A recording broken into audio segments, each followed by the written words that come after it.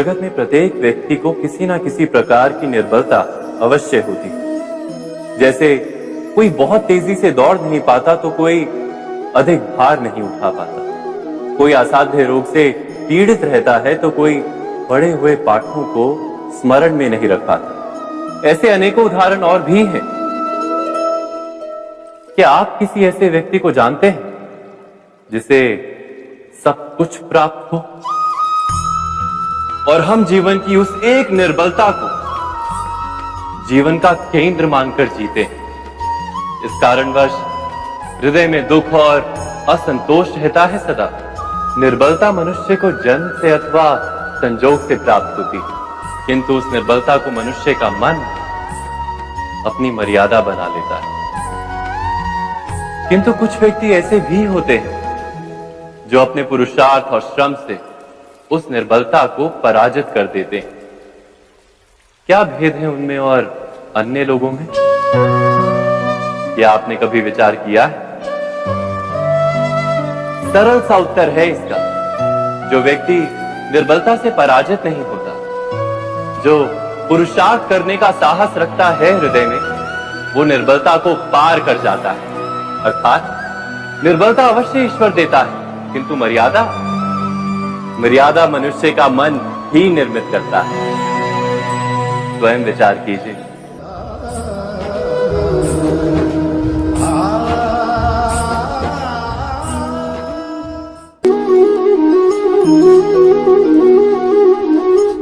भविष्य का दूसरा नाम है संघर्ष।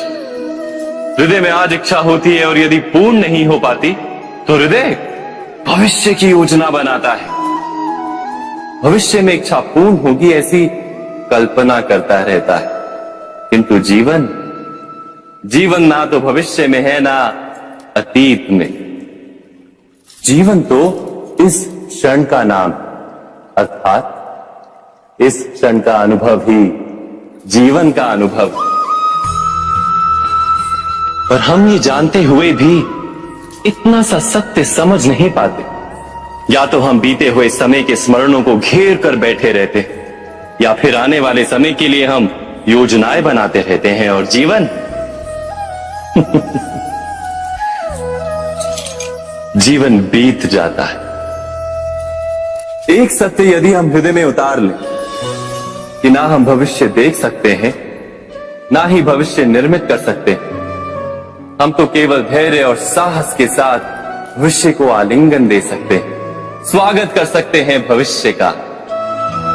तो क्या जीवन का हर पल जीवन से नहीं भर जाएगा? स्वयं विचार कीजिए।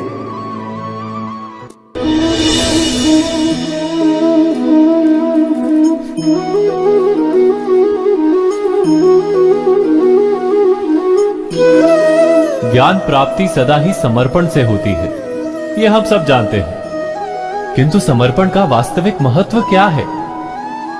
क्या हमने कभी विचार किया? मनुष्य का मन सदा ही ज्ञान प्राप्ति में विभिन्न बाधाओं को उत्पन्न करता है। कभी किसी अन्य विद्यार्थी से ईर्ष्या हो जाती है, कभी पढ़ाए हुए पाठों पर संदेह जमता है और कभी गुरु द्वारा दिया गया दंड मन को अहंकार से भर देता है। नहीं, क्या ऐसा नहीं होता? न जाने कैसे कैसे विचार मन को भटकाते हैं और मन की इसी अयोग्य स्थिति के कारण हम ज्ञान प्राप्त नहीं कर पाते। मन की योग्य स्थिति केवल समर्पण से निर्मित होती है।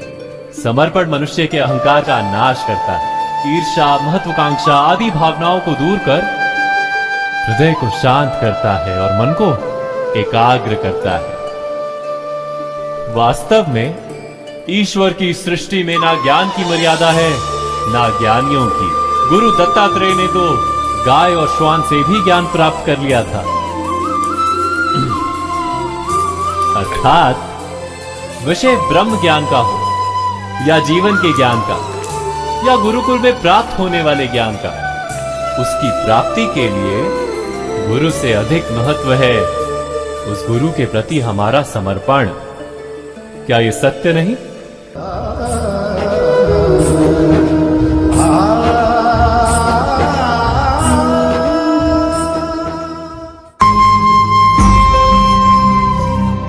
प्रत्येक मनुष्य के जीवन में ऐसा क्षण अवश्य आता है जब सारे स्वप्न, सारी आशाएं, सारे दृश्य ध्वस्त हो जाते हैं। जीवन के सारे आयोजन ही बिखर जाते हैं।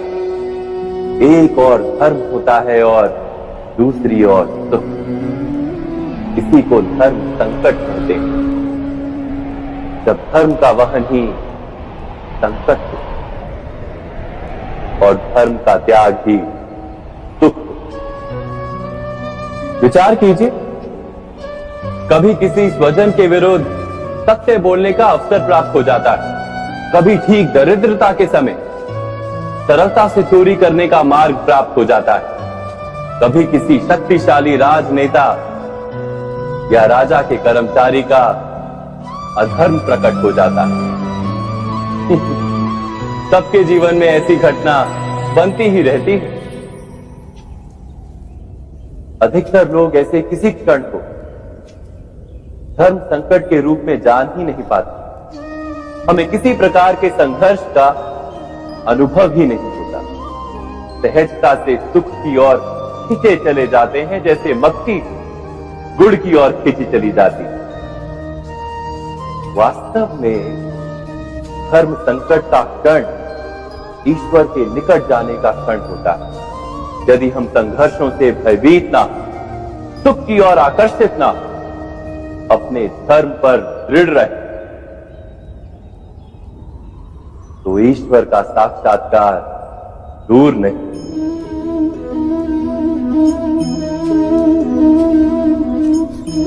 पवन से युद्ध करने वाला पत्ता यदि पेड़ से गिरता है तो भी आकाश की ओर उठता है। पवन से झुकने वाली घास वही भूमि पर रह जाती है। अर्थात धर्म संकट से यदि हम संकट को ही टाल दें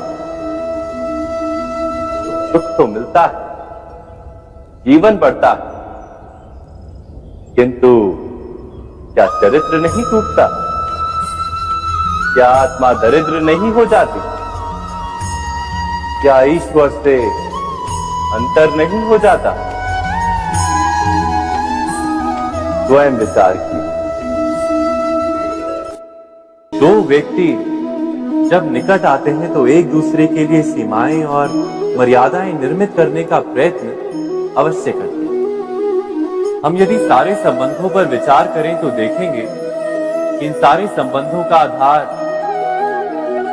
यही सीमाएं हैं जो हम दूसरों के लिए निर्मित करते हैं। और यदि अनजाने में भी कोई अन्य व्यक्ति इन सीमाओं को तोड़ता है तो उसी क्षण हमारा हृदय क्रोध से भर जाता है। इन सीमाओं का वास्तविक रूप क्या है? क्या हमने कभी विचार किया? सीमाओं के द्वारा हम दूसरे व्यक्ति को निर्णय करने की अनुमति नहीं देते। अपना निर्णय उस व्यक्ति पर थोपते हैं, अर्थात किसी की स्वतंत्रता का अस्वीकार करते हैं। और जब स्वतंत्रता का अस्वीकार किया जाता है तो उसका हृदय दुख से भर जाता है। और जब वो सीमाओं को तोड़ता है तो हमारा हृदय क्रोध से भर जाता है। क्या ऐसा नहीं होता?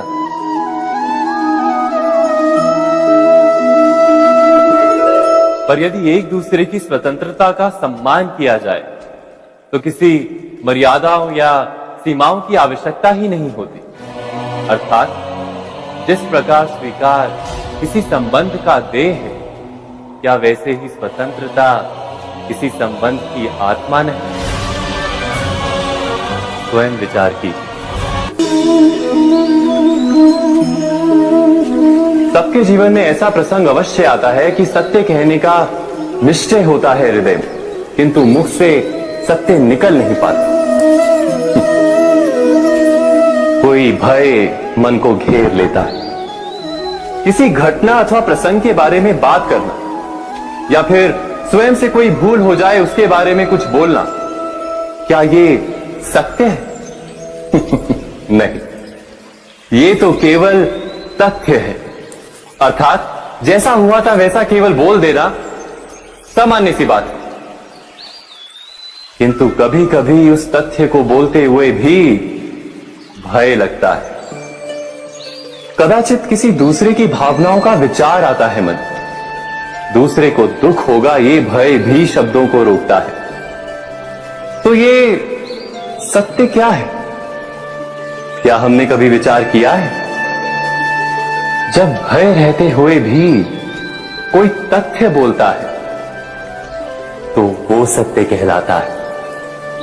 वास्तव में सत्य कुछ और नहीं, केवल निर्भयता का दूसरा नाम। और निर्भय होने का कोई समय नहीं होता, क्योंकि निर्भयता आत्मा का स्वभाव है। अर्थात क्या प्रत्येक क्षण सत्य बोलने का क्षण नहीं होता?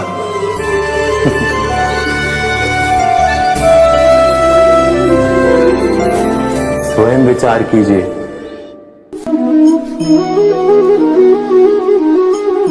श्रेष्ठता का क्या अर्थ है? श्रेष्ठता का अर्थ है दूसरों से अधिक ज्ञान प्राप्त करना। अर्थात मूल्य इस बात का नहीं कि स्वयं कितना ज्ञान प्राप्त किया, मूल्य इस बात का है कि प्राप्त किया हुआ ज्ञान अन्य लोगों से कितना अधिक है।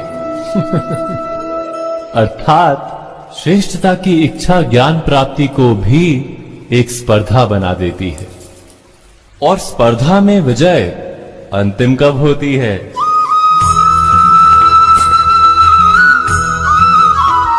कुछ समय के लिए तो श्रेष्ठ बना जा सकता है, किंतु सदा के लिए कोई श्रेष्ठ नहीं रह पाता। फिर वही असंतोष, पीड़ा और संघर्ष जन्म लेता है। किंतु श्रेष्ठ बनने के बदले यदि उत्तम बनने का प्रयत्न करें तो क्या होगा?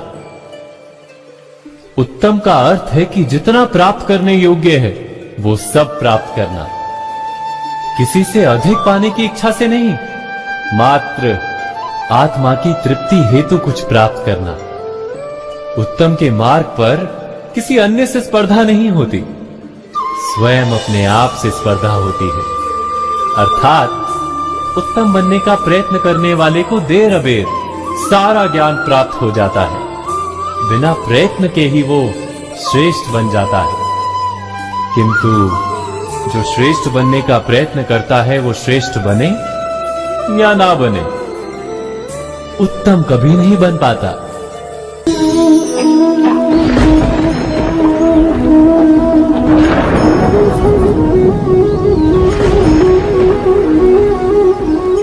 सपनों और पूर्वाभासों के आधार पर हम भविष्य के सुख दुख की कल्पना करते हैं। भविष्य के दुख का कारण दूर करने के लिए हम आज योजना बनाते हैं।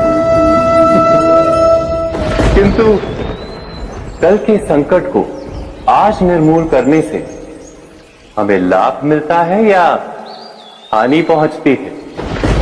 ये प्रश्न हम कभी नहीं करते।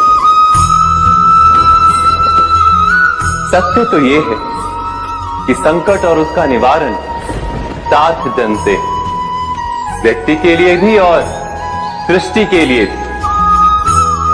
नहीं, आप अपने भूतकाल का स्मरण कीजिए, इतिहास को देखिए, आप तुरंत ही ये जान पाएंगे कि जब जब संकट आता है तब तब उसका निवारण करने वाली शक्ति भी जन्म लेती है। यही तो जगत का चलन है। वस्तुतः संकट ही शक्ति के जन्म का कारण है। प्रत्येक व्यक्ति जब संकट से निकलता है तो एक पद आगे बढ़ा होता है, अधिक चमकता है, आत्मविश्वास से अधिक भरा होता है, न केवल अपने लिए अपितु विश्व के लिए भी। क्या ये सत्य नहीं? वास्तव में संकट का जन्म है एक अवसर का जन्म, अपने आप को बदलने का, अपने विचारों को ऊंचाई पर करने का अवसर, अपनी आत्मा को बलवान और ज्ञान मंडित बनाने का अवसर। जो ये कर पाता है उसे कोई संकट नहीं होता, किंतु जो ये नहीं कर पाता वो तो स्वयं एक संकट है विश्व के लिए। विचार कीजिए।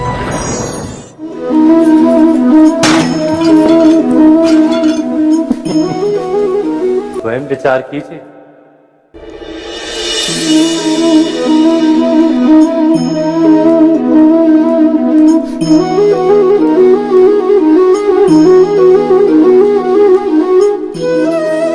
जीवन का हर क्षण निर्णय का क्षण होता है। प्रत्येक पद पर दूसरे पद के विषय में कोई निर्णय करना ही पड़ता है और निर्णय अपना प्रभाव छोड़ जाता है। आज किए गए निर्णय भविष्य में सुख अथवा दुख निर्मित करते हैं, ना केवल अपने लिए, अपने परिवार के लिए भी, आने वाली पीढ़ियों के लिए भी।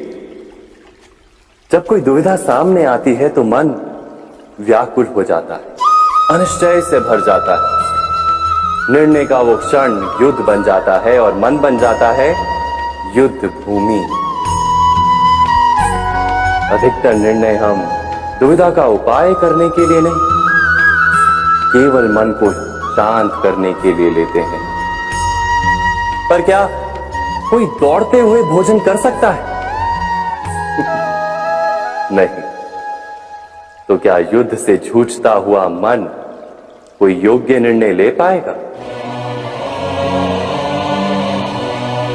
वास्तव में शांत मन से जब कोई निर्णय करता है तो अपने लिए सुखद भविष्य बनाता है, किंतु अपने मन को शांत करने के लिए जब कोई निर्णय करता है तो वो व्यक्ति भविष्य में अपने लिए कांटों भरा वृक्ष लगाता है। स्वयं विचार कीजिएगा।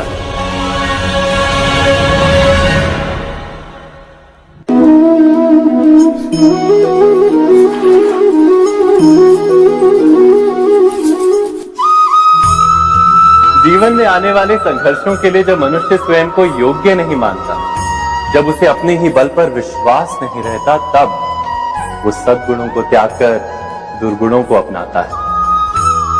वस्तुतः मनुष्य के जीवन में दुर्जनता जन्म ही तब लेती है जब उसके अंतर में आत्मविश्वास नहीं होता।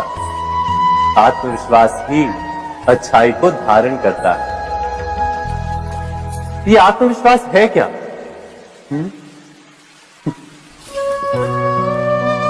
जब मनुष्य ये मानता है कि जीवन का संघर्ष उसे दुर्बल बनाता है, तो उसे अपने ऊपर विश्वास नहीं रहता। वो संघर्ष के पार जाने के बदले संघर्ष से छूटने के उपाय ढूंढने लगता है। किंतु जब वो ये समझता है कि ये संघर्ष उसे अधिक शक्तिशाली बनाते, ठीक जैसे व्यायाम करने से देह की शक्ति बढ़ती, तो प्रत्येक संघर्ष के साथ उसका उत्साह बढ़ता है। अर्थात आत्मविश्वास और कुछ भी नहीं, मन की स्थिति, जीवन को देखने का दृष्टिकोण मात्र है। और जीवन का दृष्टिकोण तो मनुष्य के अपने वश में होता है। स्वयं विचार कीजिए।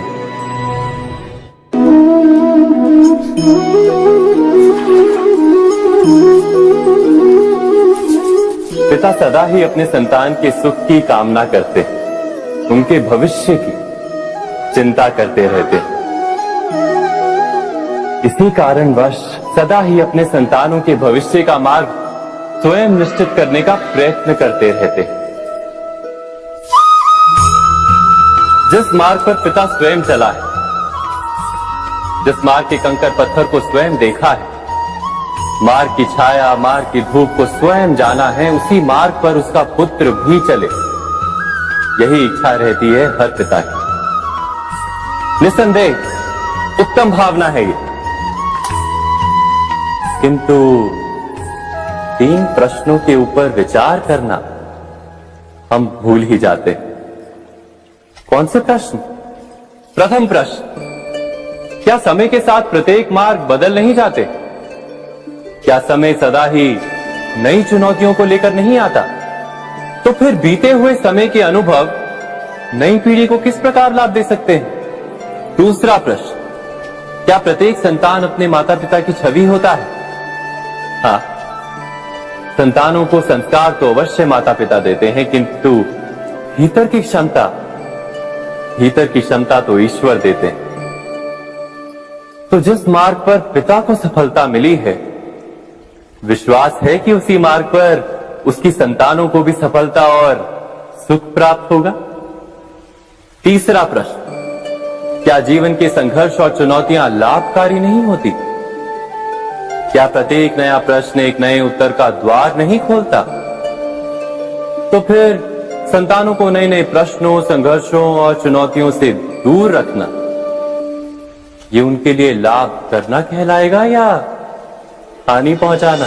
अर्थात जिस प्रकार संतान के भविष्य का निर्माण करने के बदले उसके चरित्र का निर्माण करना श्रेष्ठ है, वैसे संतानों के जीवन का मार्ग निश्चित करने के बदले उन्हें नए संघर्षों के साथ जूझने के लिए मनोबल व ज्ञान देना अधिक लाभदायक नहीं होगा?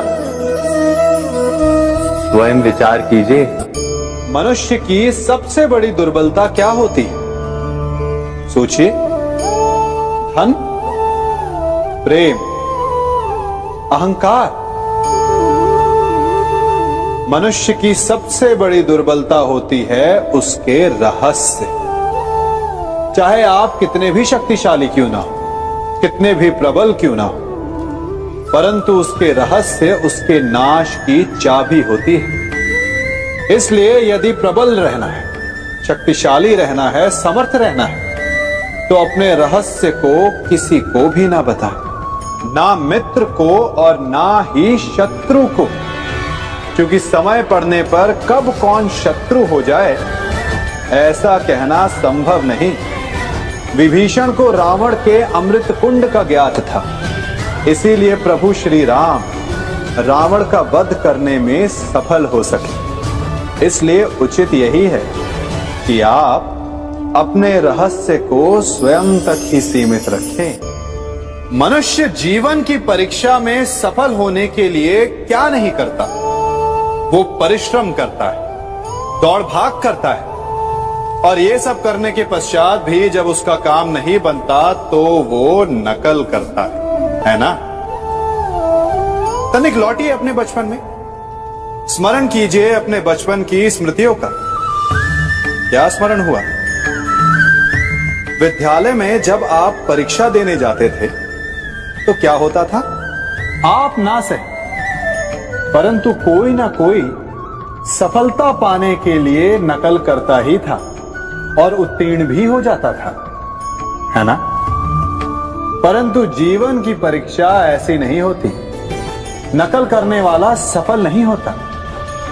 कारण विद्यालय में सबके प्रश्न पत्र एक होते थे, परंतु जीवन के प्रश्न पत्र और उनकी कठिनाई सबके लिए भिन्न होती, तो निश्चित रूप से उनके उत्तर भी भिन्न होंगे ना। इसलिए यदि आपको जीवन में सफलता पानी है तो नकल ना कीजिए, स्वयं के प्रश्नों का उत्तर स्वयं ढूंढिए और सफलता आपकी ही होगी। मनुष्य का जीवन हार और जीत, विजय और पराजय, सफलता और असफलता के मध्य झूलता रहता है। आपके साथ भी ऐसा होता होगा, है ना?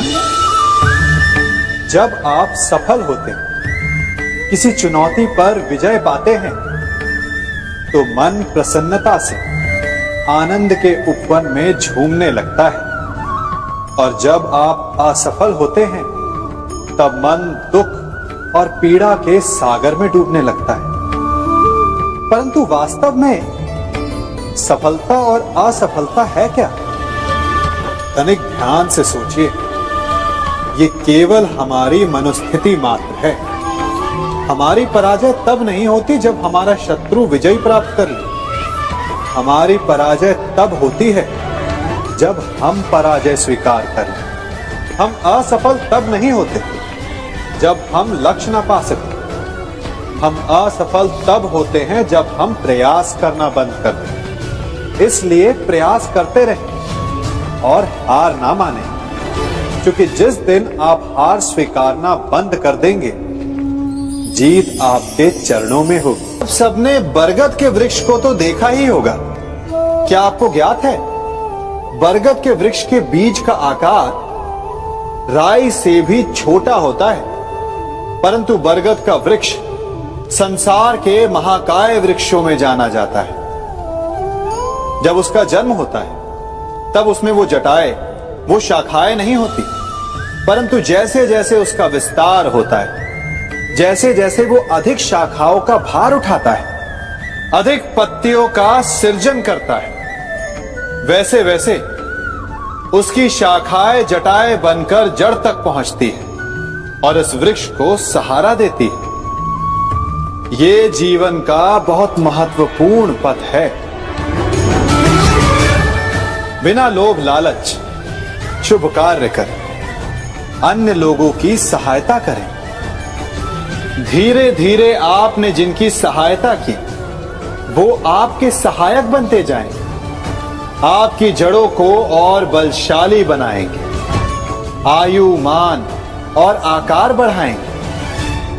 सहजीवन, सहायता और निष्काम कर्म आपको मृत्यु के पश्चात भी मरने नहीं देगा, आपको अमर रखेगा। हमारा शरीर प्रकृति का एक महान आविष्कार है। इससे जटिल संरचना संसार में और कोई नहीं। हमारा शरीर जितना जटिल है, यदि इसे ठीक से जाना जाए तो इससे अधिक सरल ज्ञान देने वाला और कोई नहीं। हमारे शरीर में 5 इंद्रियां होती हैं जो हमें भाव, गुण और वस्तुओं का बोध कराती हैं। हमारे पास आंखें हैं, नाक है, स्पर्श के लिए त्वचा है, कान है और जीभा है। सबका भिन्न भिन्न कार्य है। आंखों से देखना, कानों से सुनना, नथनों से श्वास लेना, त्वचा से स्पर्श करना और जीभा से स्वाद लेना। परंतु क्या आपने कभी सोचा कि प्रकृति ने हमें 2 आंखें दी, 2 नथने दी, 2 कान दी, स्पर्श के लिए ये पूरा शरीर दिया, परंतु जीभा केवल 1 दी? ऐसा क्यों? क्योंकि प्रकृति चाहती है कि हम देखें अधिक, सुने अधिक और ज्ञान अधिक अर्जित करें, बोले कम। क्योंकि अधिक वाचाल नाश को निमंत्रण देता है। स्मरण रखिएगा।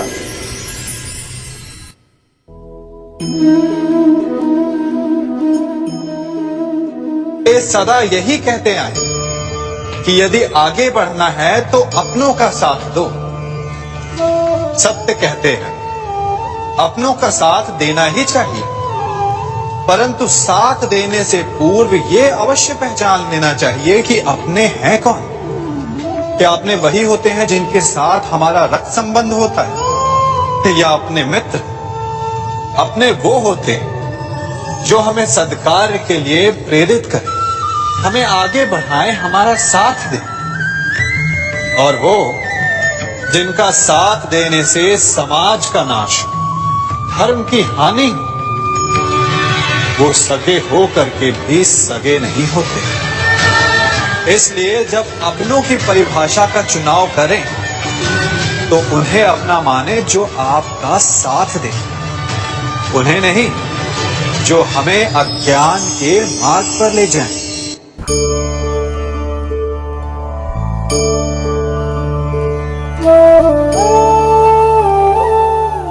आप जिनसे प्रेम करते हैं सदा उनके समीप रहना चाहते हैं, नहीं चाहते कि कभी अपनों से दूर होना पड़े, बिछड़ना पड़े। परंतु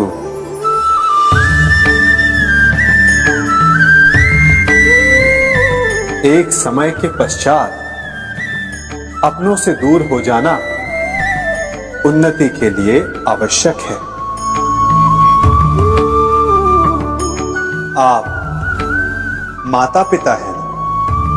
यदि आप अपनी संतान के जीवन के हर पग पर उनका मार्गदर्शन करते रहेंगे तो आपकी संतान स्वयं मार्ग चुनना कैसे सीखेगी? मार्ग के कांटों से स्वयं को बचाना कैसे सीखेगी? इसीलिए एक समय के पश्चात अपनों से बनाई गई दूरी सदा लाभदायक रहती है। आज मैं आप सबको एक कथा सुनाता हूं। एक दिन प्रातः एक व्यापारी अपने घर से निकला। घर से निकलते ही एक बिल्ली ने उस व्यापारी का मार्ग काट दिया। व्यापारी घबरा गया वो फिर से घर लौट गया और शुभ घड़ी की प्रतीक्षा करने लगा। और जब वो पुनः अपने घर से निकला तब वो वाहन जा चुका था जिससे राजा तक पहुंचकर उसे भेंट देनी थी। राजा को भेंट नहीं मिली। राजा क्रोधित हो गए। राजा ने उस व्यापारी का व्यापार बंद करवा दिया। इस कारण व्यापारी क्रोधित होकर घर पर अपनी पत्नी से लड़ बैठा। पत्नी अपने बच्चों समेत मैके वापस चली गई और उस व्यापारी के जीवन में यदि कुछ रह गया था तो केवल अंधकार। और इन सब का कारण वो उस बिल्ली को मानता रहा जिसने उसका मार्ग काटा था। ऐसा ही एक दूसरा व्यापारी राजा को भेंट देने निकला और उस व्यापारी का मार्ग भी एक बिल्ली ने काट दिया। वो व्यापारी तनिक घबराया, परंतु उसने आगे बढ़ना अधिक उचित समझा। राजा तक वो समय पर पहुंचा। उसने राजा को भेंट दी। राजा प्रसन्न हुए और राजा ने व्यापारी को अपना व्यापार बढ़ाने की अनुमति दी, स्वर्ण आभूषण दी। जब व्यापारी घर पर पहुंचा तो पत्नी को आभूषण और अपने बच्चों को देने के लिए वस्त्र थे उसके पास। हर ओर प्रसन्नता थी। समझ रहे हैं ना? दोनों के साथ एक ही प्रकार की घटना हुई, परंतु दोनों की प्रतिक्रिया भिन्न थी। ऐसा ही हमारा जीवन भी है। हमारे जीवन में प्रारब्ध का अपना स्थान है, परंतु उससे कई अधिक महत्वपूर्ण हमारी प्रतिक्रिया, हमारे सोच का प्रभाव है, क्योंकि यही हमारे जीवन को आकार देते हैं। इसलिए अपनी सोच को सकारात्मक रखिए। आपका जीवन सदैव आनंदमय।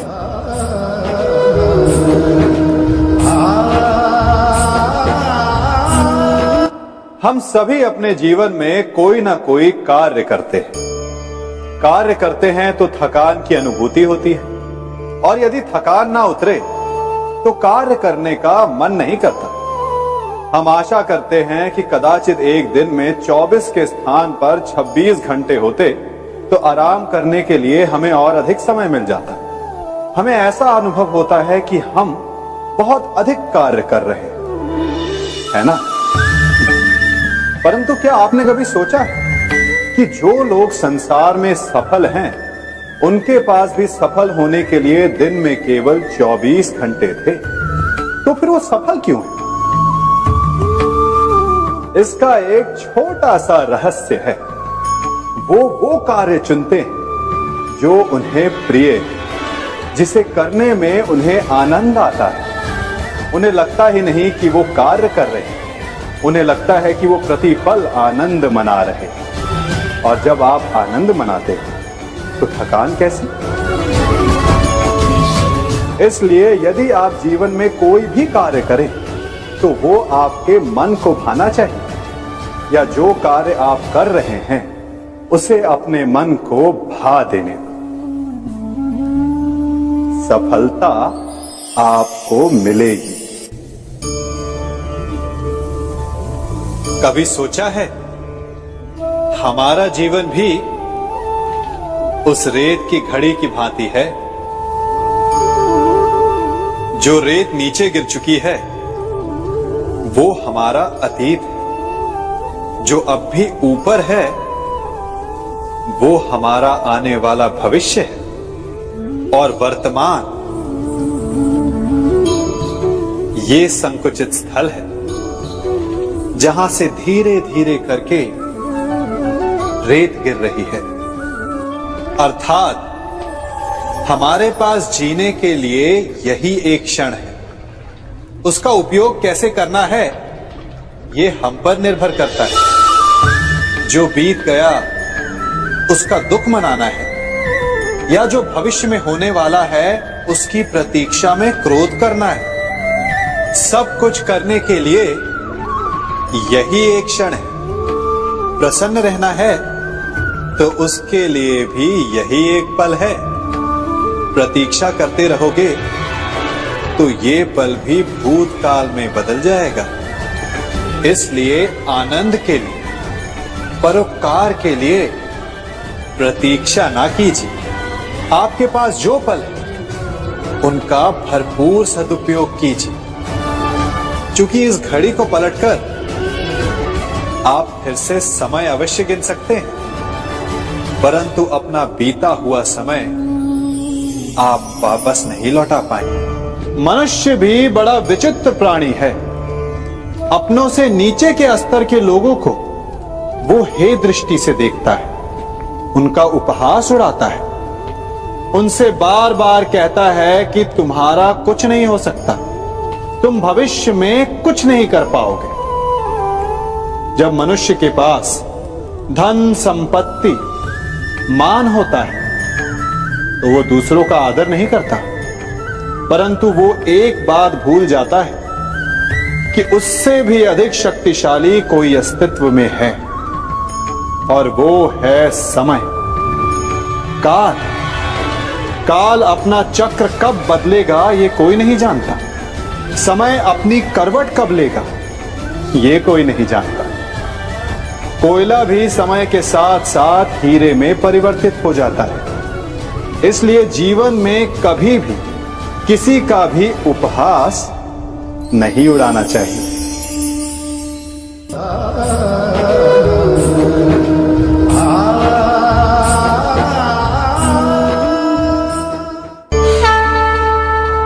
गर्व, अभिमान और अहंकार, ये तीनों सुनने में एक जैसे लगते हैं, परंतु तीनों का अर्थ भिन्न होता है और परिणाम भी। तीनों का आरंभ प्रेम से होता है।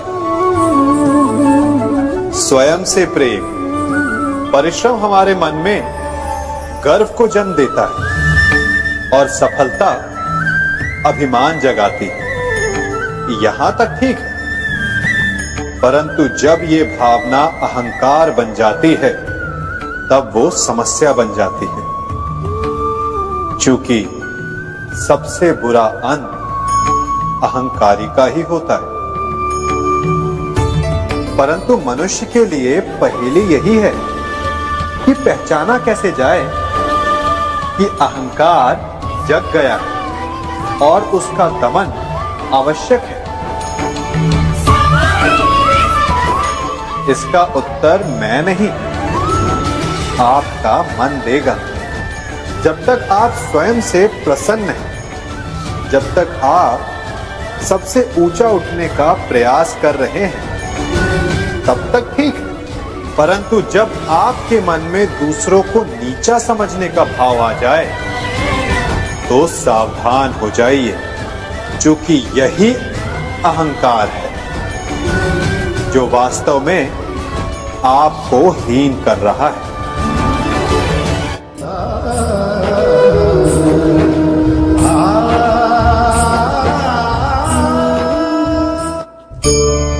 आज मैं आप सबको एक कहानी सुनाता हूं। एक दिन गोकुल में दो व्यापारी आए। एक व्यापारी शहद का था, बड़ा मीठा शहद था उसका, परंतु वो गोकुल में टिक नहीं पाया। उसके व्यापार ने घाटा खाया और शीघ्र ही वो गोकुल छोड़कर चला गया। और दूसरा व्यापारी मिर्च का था। पहले दिन वो एक पोटली लाया और दूसरे ही दिन वो पूरी बैलगाड़ी भर कर लाया, और धीरे धीरे पूरी मथुरा में उसकी धाक जम गई। मुझे बड़ा आश्चर्य हुआ, तो मैंने बाबा से पूछा कि ऐसा क्यों कि एक मीठे शहद का व्यापारी कंगाल हो गया और एक मिर्च का व्यापारी धीरे धीरे नगर सेठ बन गया। बाबा मुस्कुराए और उन्होंने कहा कि मीठी बोली बोलने वाले की तीखी मिर्च भी बिक जाती है, और जो कड़वी बोली बोलता है उसका मीठा शहद भी नहीं बिकता। वाह, कितने उत्तम विचार हैं उनके, और उचित ही है। मनुष्य अपने जीवन में सदैव अपने वचनों से उठता है और अपने वचनों से ही गिरता है। इसलिए अपने जीवन में सदैव मीठी बोली बोलने का प्रयास कीजिए, आपका जीवन सरल हो जाएगा। मनुष्य की सबसे बड़ी दुर्बलता क्या होती है? सोचिए। धन, प्रेम, अहंकार। मनुष्य की सबसे बड़ी दुर्बलता होती है उसके रहस्य। चाहे आप कितने भी शक्तिशाली क्यों ना हो, कितने भी प्रबल क्यों ना हो, परंतु उसके रहस्य उसके नाश की चाबी होती है। इसलिए यदि प्रबल रहना है, शक्तिशाली रहना है, समर्थ रहना है, तो अपने रहस्य को किसी को भी ना बताएं, ना मित्र को और ना ही शत्रु को, क्योंकि समय पड़ने पर कब कौन शत्रु हो जाए ऐसा कहना संभव नहीं। विभीषण को रावण के अमृत कुंड का ज्ञात था, इसीलिए प्रभु श्री राम रावण का वध करने में सफल हो सके। इसलिए उचित यही है कि आप अपने रहस्य को स्वयं तक ही सीमित रखें।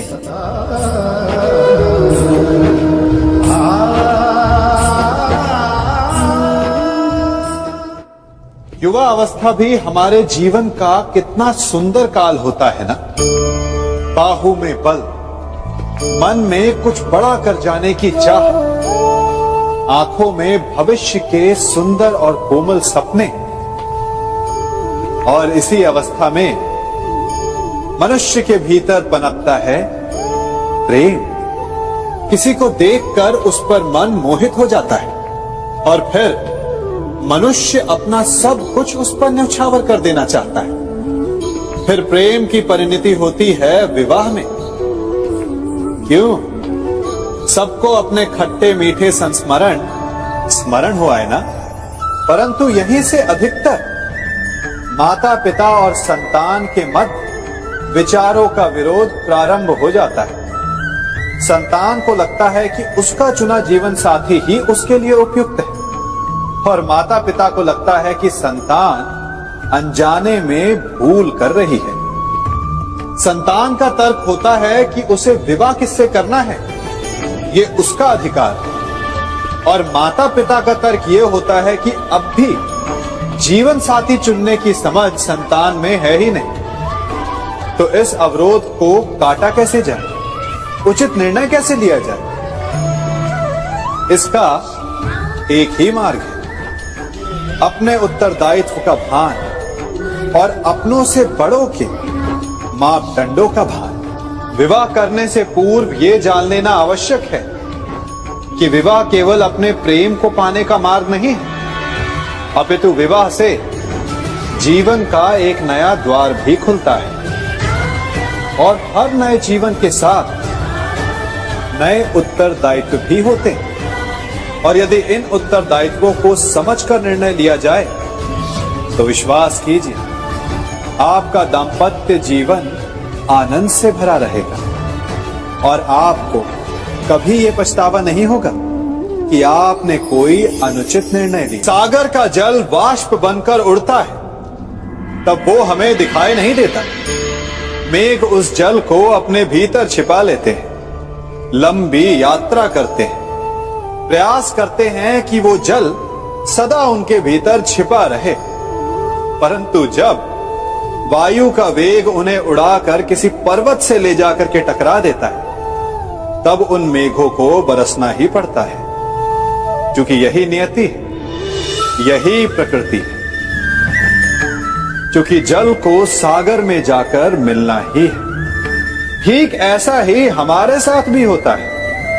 हम सत्य अपने मन के मेघों में चाहे जितना छिपाने का प्रयास कर ले, परंतु समय की आंधी उसे वास्तविकता के पर्वत से ले जाकर के टकराकर हमारे समक्ष ले ही आती है। जिस भय के कारण आप सत्य को सामने नहीं लेकर आना चाहते, एक दिन वही भय हमारे समक्ष आकर खड़ा हो जाता है और फिर हम लाचार हो जाते हैं, क्योंकि हमने उस भय का सामना करने की तैयारी नहीं की होती।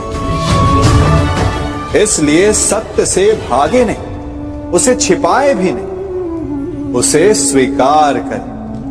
भविष्य की बड़ी विपत्ति से बच जाएंगे।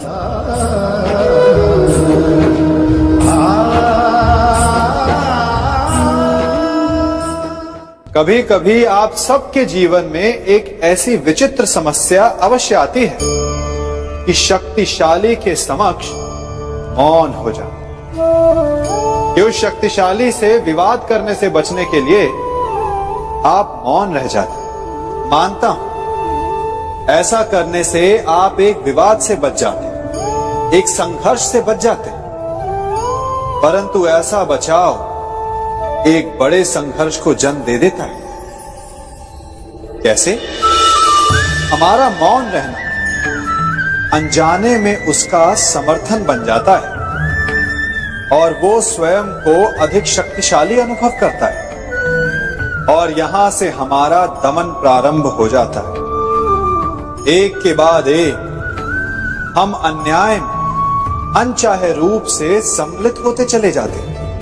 तो इसका तोड़ क्या है? ये समझने के लिए ये जानना आवश्यक है कि ऐसी कौन सी बात है जो आपको विरोध करने से रोकती है। ये सामने वाले की शक्ति नहीं जो आपको रोकती है, ये आपके भीतर छिपा भय है जो आपको रोकता है। हाँ, कभी कभी भय आपकी सुरक्षा अवश्य कर सकता है, परंतु साथ साथ ये भी जानना आवश्यक है कि ये भय ही है जो आपको मौन भी रखता है। इसलिए अपने मन से भय को निकालिए और खुलकर अनीति का, अन्याय का विरोध कीजिए और फिर देखिएगा आपका मन कितना मुक्त, कितना हल्का अनुभव करेगा।